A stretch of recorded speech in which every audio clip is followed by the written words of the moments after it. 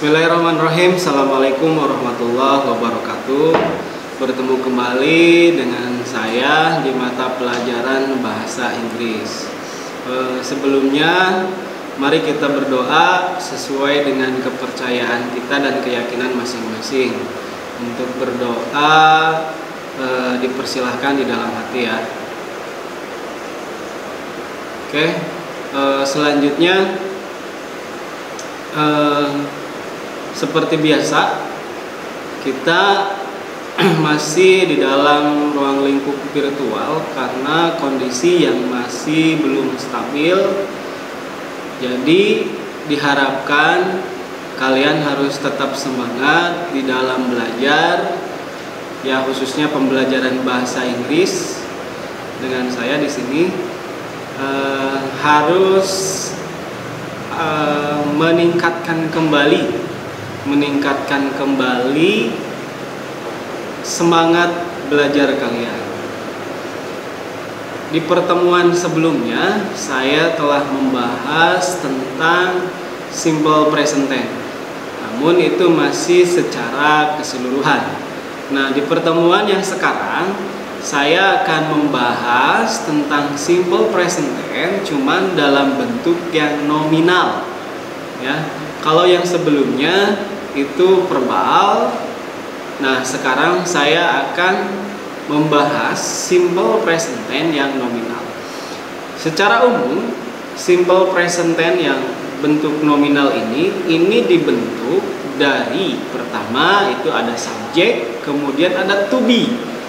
Nah, to be yang kita gunakan ini ada tiga, ada am, ada is, ada are. Kemudian kesananya kata kerja, verb. Kemudian ada objek atau komplement, pelengkap. Nah, ini perlu saya sampaikan sama kalian dikarenakan mungkin nanti sebagian soal atau sebagian teks itu akan berhubungan dengan present tense, baik itu yang nominal ataupun yang verbal yang sebelumnya. Nah, yang sekarang kita bahas yang ini. Kita fokus dulu ke yang sekarang, yaitu simple present tense nominal. Nanti kalian bisa lihat di sini di PowerPoint, di situ ada yang berbentuk kalimat positif, ada berbentuk kalimat negatif, ada yang berbentuk kalimat interrogatif. Nah, secara global atau secara umum, yang namanya simple present tense nominal ini berarti subjek selalu diikuti oleh to be. Nah, keywordnya, kata kuncinya itu adalah to be. Nah, jadi kalian harus tahu dulu to be. To be itu ada am, ada is, dan ada are. Masing-masing to be tersebut sudah ada ketentuannya. Kalau am berarti itu untuk subjek I. Nah, kalau untuk yang is itu diperuntukkan subjek third person atau orang ketiga tunggal. She, he, it gitu. Itu untuk to be-nya is. Kalau untuk to be yang you, nah ini dipergunakan untuk are. Untuk to be are ini dipergunakan untuk subjek you, kemudian they. Nah, itu. Jadi kalian harus paham betul subjeknya mana, kemudian to be-nya yang mana. Nah, itu nanti kalian bisa membuat sebuah kalimat present tense dari yang nominal. Oke, secara terperinci saya akan sampaikan di sini ada pengertian present tense nominal. Simple present tense nominal adalah suatu kalimat simple present tense yang tidak mengandung suatu tindakan atau non-verbal. Dalam bentuk kalimat simple present tense nominal ini, predikat yang digunakan berupa to be. To be yang digunakan, to be yang digunakan ada am, ada is, dan are. Dan di sini hanya untuk mengungkapkan kejadian yang terjadi di masa sekarangnya. Berarti ini secara keseluruhan, secara terperincinya seperti ini. Nanti kalian bisa memahami apa yang tadi saya sampaikan. Nah, seperti yang telah saya sampaikan di awal, simple present tense itu ada beberapa kalimat. Yang pertama kalimat positif. Untuk kalimat positif dengan rumus subject plus to be, ingat to be-nya ada am, ada is, ada are, kemudian di situ plus non verb gitu. Ya, non verb itu tidak verbal gitu. Contoh bentuknya. Nah, di sini saya sampaikan lagi, sudah ada di sini kalian lihat bentuk subject, to be dan non verb. Ada singular. Singular itu ada I, ada she, ada he dan it. Kemudian to be-nya, nah, kalau to be I berarti menggunakan am. Kalau she, he, it itu menggunakan is. Dan yang plural ada we, you dan they itu menggunakan are. Di situ ya, ada adjective atau noun, ada pronoun atau time di situ. Contoh. Nah, di sini ada contoh. I am headache. Saya sakit kepala. Nah, I itu sebagai subjek dan am itu adalah to be-nya dan headache itu adalah objeknya atau non verb-nya. Gitu. Jadi tidak menggunakan kata kerja. Kemudian yang selanjutnya contohnya she is beautiful and smart. Dia cantik dan pintar. She juga sama sebagai subjek, is itu sebagai to be dan beautiful and smart itu adalah non verb-nya. Itu dibentuk dari kata sifat atau adjektif. Kalau yang pertama I am headache itu adalah I itu subjeknya, am itu adalah verb bukan verb, to be-nya. Kemudian headache-nya itu adalah noun, bentuk dari kata benda. Kemudian yang selanjutnya contohnya he is popular man in the class. Dia adalah pria yang populer di dalam kelas. Nah, he itu sebagai subjek dan is di sini sebagai to be, dan popular man in the class itu adalah non verbalnya. Jadi tidak ada kata kerja di situ.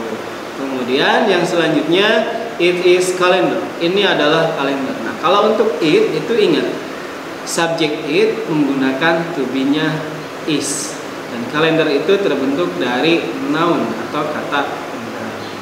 Yang selanjutnya we are present today. Kami hadir hari ini. Nah, di situ ada we. We ingat subjeknya we karena banyak kita, dan to be-nya berarti menggunakan are.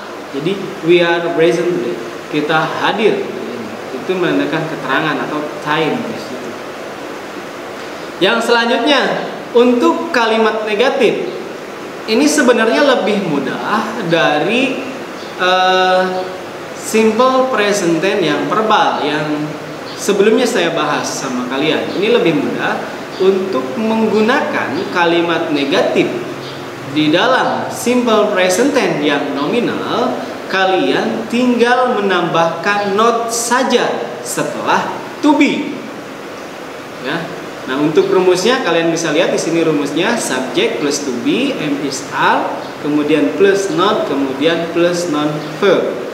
Lihat ada bentuk, di sini ada bentuk singular, kemudian ada bentuk plural, kemudian ada subject, ada to be, tambah not, kemudian di situ ada non verbnya. Nah, non verb ini bisa dibentuk dari adjektif, bisa dibentuk dari noun, kata benda, atau adverb, atau time dan lain-lain. Ini bisa dibentuk. Untuk selanjutnya kita lihat ke contoh di sini. Ini sama dengan contoh yang di awal. Di awal itu menggunakan kalimat positif, tapi yang ini menggunakan kalimat negatif. Contohnya I am not headache. Saya tidak sakit kepala. Nah, jadi untuk membuat kalimat yang negatif ini, kalian tinggal menambahkan not saja setelah to be. Kalau kalimat positifnya kan I am headache, saya sakit kepala. Dan kalau untuk membuat kalimat negatifnya berarti tinggal menambahkan not saja setelah to be, menjadi I am not headache, saya tidak sakit kepala. Begitupun selanjutnya, she is not beautiful and smart. Dia tidak cantik dan pintar, gitu. Kemudian contoh yang selanjutnya, he is not popular man in the class. Dia bukan pria yang populer di kelas. Contoh yang berikutnya, it is not calendar. Ini bukan kalender. Yang selanjutnya, we are not present today. Kita tidak hadir hari ini. Jadi hanya menambahkan not saja setelah to be. Itu keywordnya ya. Ingat, kalian harus ingat. Apabila nanti kalian akan membuat sebuah kalimat simple present tense yang nominal, berarti kalian harus membuatnya itu melihat dari rumus yang saya sampaikan tadi. Keywordnya itu, kalau untuk membuat kalimat negatif, kalian tinggal menambahkan not saja setelah to be. Begitu. Yang selanjutnya yaitu adalah kalimat interrogatif atau kalimat pertanyaan. Nah, kalimat pertanyaan ini dibedakan menjadi dua. Yang pertama itu bisa menjadi kalimat yang positif untuk pertanyaannya, dan yang kedua kalimat pertanyaan negatif. Nah, untuk jawaban kalimat pertanyaan interrogative sentence yaitu yes atau no. Jadi itu aja tinggalnya. Setelah itu dapat ditambahkan dengan subjek kemudian plus not, atau bisa juga tidak ditambahkan. Biar lebih jelas kita bahas satu-satu. Yang pertama, untuk kalimat pertanyaan ini, pertanyaan yang positif. Ini ada dibalik, ada pembalikan. Kalau yang tadi ditulis di awal itu adalah subjeknya dulu untuk membuat kalimat positif maupun kalimat negatif. Tapi kalau untuk membuat kalimat yang interrogatif atau kalimat tanya, maka to be-nya itu harus ditulis di awal. Ya, to be-nya harus ditulis di awal. Setelah to be, baru kalian memasukkan subjek menulisnya ya. Setelah subjek baru non verb dan selanjutnya tanda tanya. Selanjutnya untuk membuat kalimat yang positif di interrogatif menjadi am I headache? Apakah saya sakit kepala? Nah, gitu. Am I headache? Apakah saya sakit kepala? Nah, jadi ada pembalikan kata gitu, pembalikan posisi. Maaf, bukan pembalikan kata, pembalikan posisi. Yang mana di awal itu harusnya subjek, tapi kalian harus menulisnya subjek itu setelah to be. Jadi am I headache? Gitu. Apakah saya sakit kepala? Kemudian untuk contoh selanjutnya, is she beautiful and smart? Apakah dia cantik dan pintar? Kemudian is he popular man in the class? Apakah dia pria yang populer di dalam kelas? Kemudian is it calendar? Apakah ini kalender? Dan contoh yang terakhir, are we present today? Apakah kita hadir hari ini? Nah, gitu. Jadi ada pembalikan. Jadi dibalik gitu. Posisi yang dibalik. Yang seharusnya posisi di awal itu subjek, tapi ini yang di awal itu adalah to be. Nah, setelah to be baru kalian menuliskan subjek. Setelah subjek baru ke non verb tadi. Gitu. Itu untuk membuat kalimat interrogatif yang positif. Nah, yang selanjutnya bagian yang kedua, kalian akan membuat kalimat interrogatif yang negatif gitu. Sama ini juga. Ya, sama ini juga kalian tinggal menambahkan not saja gitu. Cuman penulisannya mungkin berbeda dengan yang tadi gitu. Ini tinggal menambahkan not. Kalau untuk membuat kalimat yang negatif ini ya, kalimat yang negatif di dalam pertanyaan berarti kalian menambahkan not setelah to be. Ya, kalau untuk membuat kalimat interrogatif yang negatif, membuat kalimatnya itu simpan not itu setelah subjek, bukan setelah to be. Nah, kalau kalian membuat kalimatnya itu kalimat biasa, kalimat negatif, tidak kalimat interrogatif, itu kan menyimpan notnya itu setelah to be. I am not headache. Saya tidak sakit kepala. Nah, tapi kalau untuk membuat kalimat yang negatif, simpan not itu setelah subjek menjadi am I not headache? Apakah saya tidak sakit kepala? Nah, gitu. Jadi am I not headache itu menjadi kalimat interrogatif yang negatif. Contoh yang selanjutnya, is she not beautiful and smart? Apakah dia tidak cantik dan pintar? Nah, begitu. Jadi ada beberapa perbedaan. Ingat, keywordnya seperti ini. Keywordnya yang pertama, apabila kalian akan membuat kalimat interrogatif yang positif, itu ada pembalikan, ya. Ingat, pembalikan. Posisi di awal itu kan harusnya subjek. Dikarenakan ini kalimat tanya, maka posisi yang di awal itu adalah kalimat interrogatifnya, yaitu to be. Menjadi am I headache. M itu sebagai to be, I itu sebagai subjek, dan headache itu adalah dari noun, bentuk dari noun gitu, kata benda. Nah, jadi am I headache? Apakah saya sakit kepala? Begitu. Nah, kalau untuk membuat kalimat yang interrogatif yang negatif, ya, kalimat tanya negatif, maka kamu harus menyimpan not itu setelah subjek menjadi am I not headache? Apakah saya tidak sakit kepala? Begitu. Jadi tidak boleh am not I gitu. Tidak boleh seperti itu, tapi penyimpanannya harus tetap setelah subjek. Nah, contoh yang selanjutnya, are we not present today? Apakah kita tidak hadir hari ini? Nah, begitu. Jadi itu menjadikan sebuah kalimat pertanyaan. Ya, jadi awas jangan sampai kalian itu nanti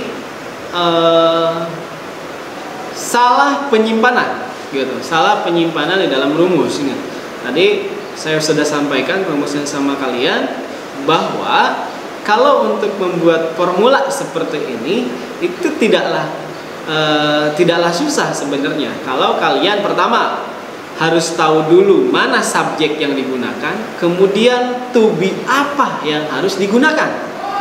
Begitu. Setelah kalian menggunakan subjek, kemudian setelah menggunakan to be, baru kalian akan membuat kalimat non-verbnya. Ya, sekali lagi saya sampaikan bahwa yang namanya kalimat present tense nominal ini itu tidak dibentuk dari verbal, ya, tidak dibentuk dari kata kerja, tapi ini non-verb, ya, tidak ada kata kerja. Karena di sini non-verbnya itu dibentuk dari yang pertama ada adjektif, kata sifat, ada noun, kata benda, and verb, kata keterangan, time, waktu, dan lain-lain. Itu bisa dibentuk. Begitu.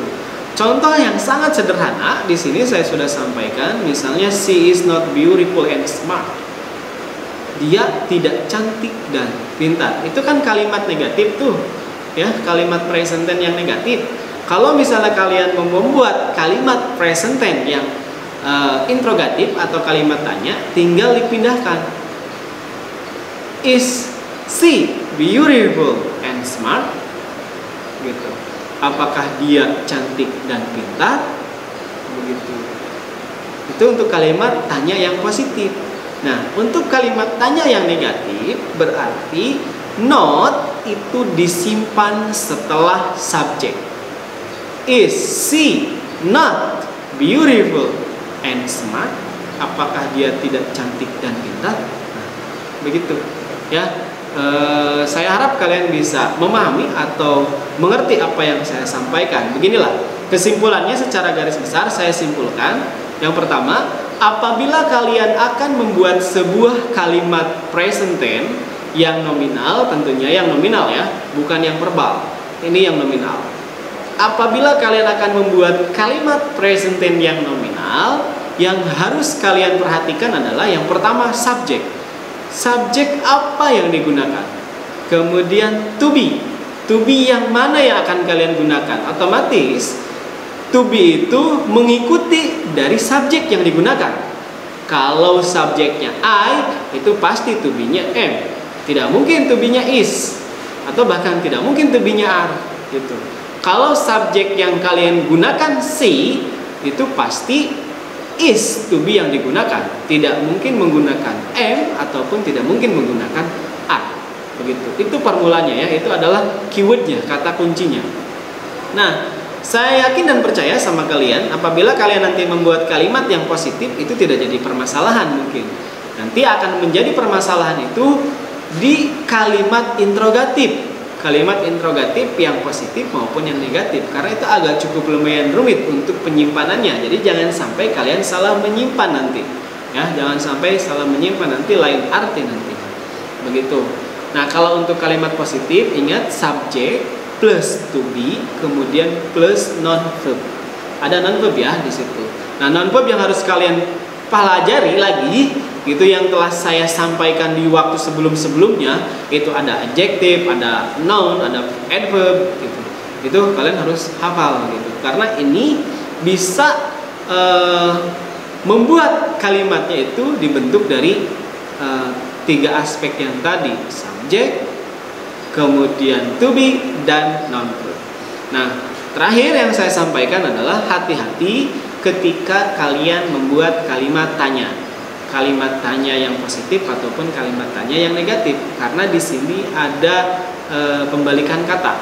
Pembalikan posisi, bukan pembalikan kata. Pembalikan posisi yang mana tadinya posisinya subjek itu harus bertukar posisi dengan to be. Jadi am I. Nah, itu adalah penukaran posisi dikarenakan kita masuk ke dalam kalimat tanya.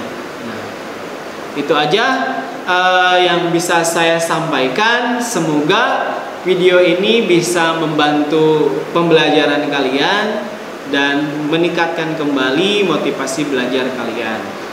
Jangan lupa untuk like, share, subscribe, and comment this video. Thanks for watching this video. Assalamualaikum warahmatullahi wabarakatuh.